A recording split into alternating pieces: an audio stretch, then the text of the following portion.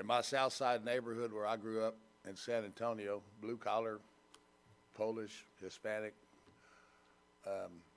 Lent was a big thing because they were all Catholics. And Mr. Waslosik, Norman Waslosik, I have trouble saying that, was one of my best friends, and his dad always told me, Mike, you know what I like about Lent? I said, what? He said, well, you get a time to back up and push. I still haven't figured out what that means. You know, maybe it's some kind of Polish statement that didn't make it through translation. He and Daddy were really good friends. They did a lot for the community together, you know, helping out some of the older people, and taught me how to pray, you know. I find it humbling when I have a situation where my prayers are answered, you know, and it's a preacher friend of mine told me once, he said, you know, God hears every prayer. He just answers every prayer, but sometimes he says yes, sometimes he says no, and sometimes he says not yet, not now. And I started learning that in Crest Home Presbyterian Church. Daddy loved Crest Home Presbyterian Church. The church started in the old neighborhood, and then it grew to the size to where it needed to move up. It moved up to Goliad Road. That was the by the way, the blue-collar boulevard of Southside San Antonio. It was a mishmash of ice houses, gas stations, taco restaurants, drive-ins. The Park Air Drive-In was there. Donna and I were enjoying that a lot when we were young. Anyway, that was Goliad. And on Sunday mornings, Daddy'd come in my room, and he'd go, come on, boy, get up. Put on your shirt, pick out a tie, let's go to church. It'll make us cheerful. And we did, you know. And as the family evolved, girlfriend, fiance Donna would often come and join us, you know. Or sometimes it'd be just Mom and Daddy at church on those mornings, but she'd go with them. A lot of times I slept in on Sunday morning because I'd been out the night before playing bass with a country gentleman band in some Herman Sons Hall or Skull Orchard or nightclub or something like that. A hill country honky tonk, you know. And as San Antonio evolved, Mom and Dad, they moved to the north side where the growth was and things were better and more family was over there. They could be closer. And then as Dad's Parkinson manifested, they had to go into assisted living in Seguin, little town northeast of town, where my sister and my brother-in-law had retired once he retired from the Air Force, and they lived over there. So my dear sister Carolyn was available to help out a lot, and you know, Mom and Dad had wonderful years in Seguin. They were opportunity to bask in the rich love of family and enjoying regular visits and reliving their precious memories, and those were some great days for all of us.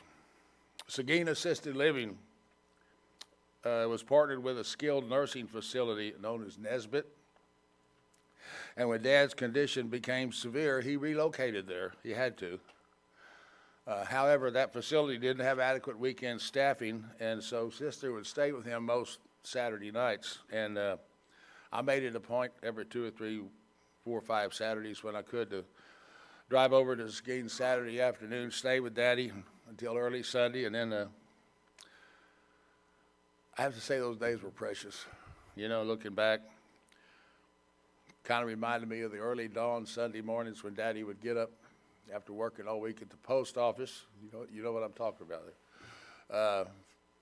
And help me throw my San Antonio Light paper routes, you know.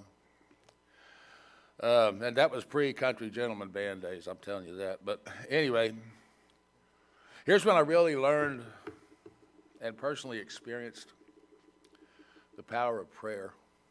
I think God has so much on his agenda. How could he listen to me?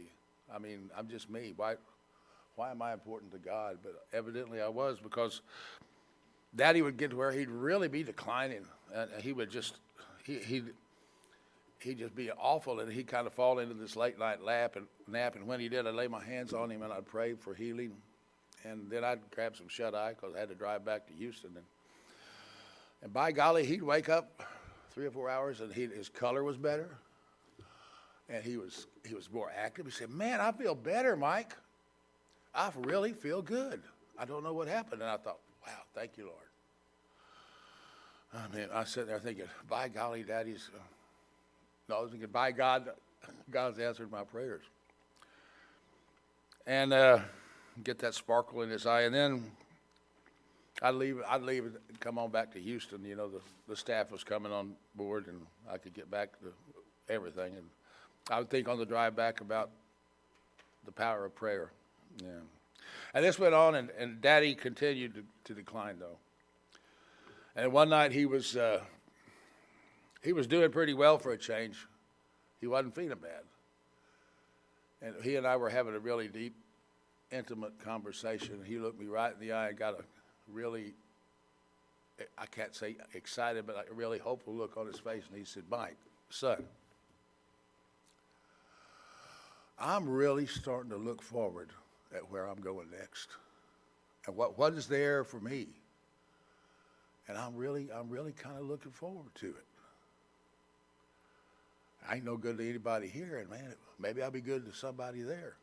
And I said, Daddy, you're good to me. You're good to all of us. He said, no, well, I'm just getting excited. I had to share that. I had to tell you, son. I said, okay, so my prayer life changed. I stopped praying for healing, but I prayed for grace and comfort, and thy will be done. And a few months later, Daddy transitioned. I wasn't there, but my brother Gary was, and he said it was very peaceful, and that was it. He said he just took a breath and smiled, and anyway, thy will be done. And I'm here to tell you, prayer works. So be disciples and share that message, like Sean said, and the blind guy.